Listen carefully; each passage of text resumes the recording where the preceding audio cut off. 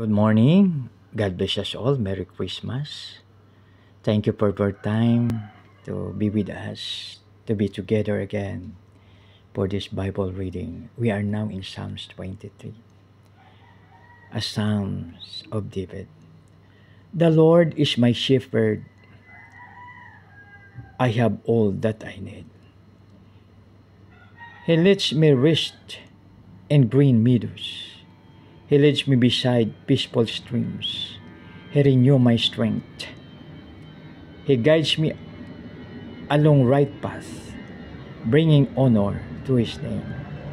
Even when I walk through the darkest valley, I will not be afraid, for you are close beside me. Your rod and your staff protect and comfort me. You prepare a feast for me in the presence of my enemies.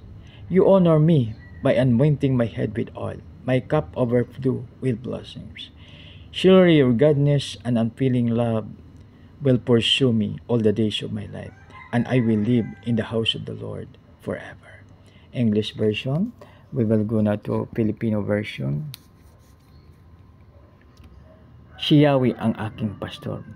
Si Yahweh ang aking pastor, hindi ako magkukulang. Ipinahimlay niya ako sa luntiang pastulan at inaakay niya sa tahimik na batisan. Pinapanumbalik ang aking kalakasan at pinapatnubayan niya sa tamang daan upang aking parangalan ang kanyang pangalan. Dumaan man ako sa madilim na libis ng kamatayan, wala akong katatakutan pagkat ika'y aking kaagapay. Ang tungkod mo at pamalo, aking gabay at sanggalang. Ipinaghanda mo ako ng salo-salo na nakikita pa nitong mga kalaban ko.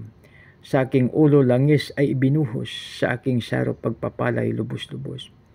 Kabuti at pag-ibig mo sa akin di magkukulang, siyang makakasama ko habang ako'y nabubuhay. At magpakalanmay sa bahay ni Yahweh mananahan. Purihin nawa ang Diyos sa pagbasa ng kanyang salita. Maraming salamat po sa inyo mga kaibigan. Merry Christmas. God bless us all.